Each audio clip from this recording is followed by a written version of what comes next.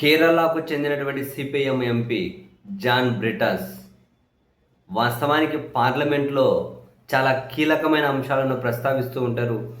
దేశంలో చాలా కీలకమైన అంశాల మీద ఈయన చాలాసార్లు గొంతు విప్పడాన్ని కూడా మనం చూసాం. సో ఈ క్రమంలో బై డిఫాల్ట్గా బీజేపీకి ఆయన టార్గెట్ అవుతారు. టార్గెట్ అయ్యి ఆయన లేవనెత్తే అంశాల మీద ఏమైనా కనుక చర్చ చేస్తారంటే అటువంటివి ఉండవు. అటువంటివి లేకుండా తాజాగా బీజేపీ ఎంపీ సుస్మితా దేవ్ ఈమె రాజ్యసభలో ఆయనను అవమానించుకుంటూ వ్యాఖ్యలు చేశారు. పదే పదే ఆ లుంగివాలా అని చెప్పి ఆయన వస్త్రాధరణను, ఆయన ఒక కేరళ మలయాళీ, తమిళ్ మలయాళీలు లుంగీలు కానీ ఎవరైతే దక్షిణ భారతదేశంలో లుంగి ఎక్కువనే కట్టుకుంటారు కదా, తమిళ్ కేరళలో మరింత ఎక్కువగానే కట్టుకుంటారు. అది వాళ్ళు గౌరవంగా భావిస్తారు, వాళ్ళ సంస్కృతి. సో లుంగివాలా అని చెప్పి చాలా అవమానకరంగా సభలోనే చూడండి ఏం చెప్తాం ఇంకా మాట్లాడేసరికి ఆయన దాని మీద తీవ్రంగా స్పందించారు. ఆమె మీద సభా హక్కుల నోటీస్ ఇచ్చారు.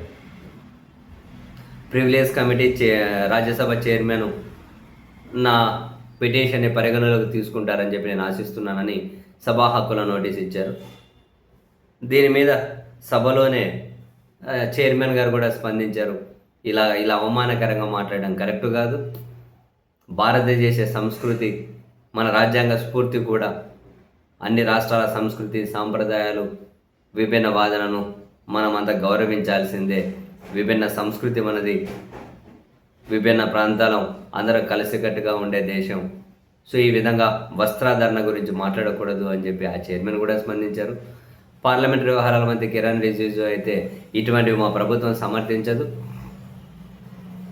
అని చెప్పి ఆయన అన్నారు.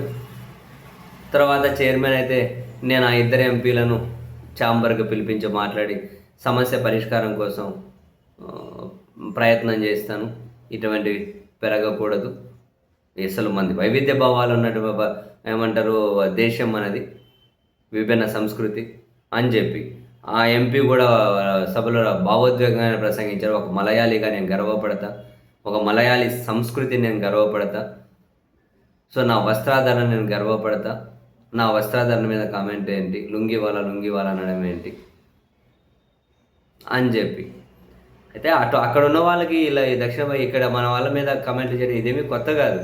ఒకసారి ఒక ఆయన దక్షిణ భారతదేశం వాళ్ళు నల్లగా ఉన్నారు అంటాడు, వాళ్ళకంత తెలివి ఉండదు అంటాడు. ఇప్పుడు వీళ్ళేమో లుంగివాలా అంటారు. ఇంక ఏంటి ఇవన్నీ, ఏంది సభలో మాట్లాడాల్సిన మాటలు ఇవే, ఆ లింగివాలా ఈ షెడ్డివాలా ఏందండి ఇవంతా.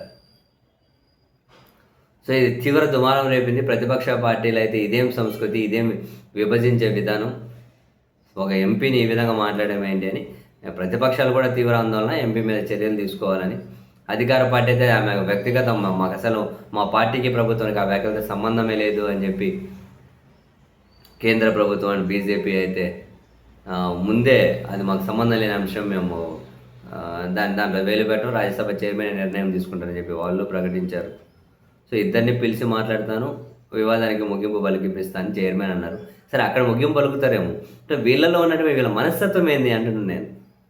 అలా ఒక వేసుకున్న డ్రెస్సుల మీద చివరికి ఎంపీ మీద కూడా సభలోనే వ్యాఖ్యలు చేసి ఈ మనస్తత్వం ఏంది, దాన్ని కదా ఫస్ట్ కడగాలి.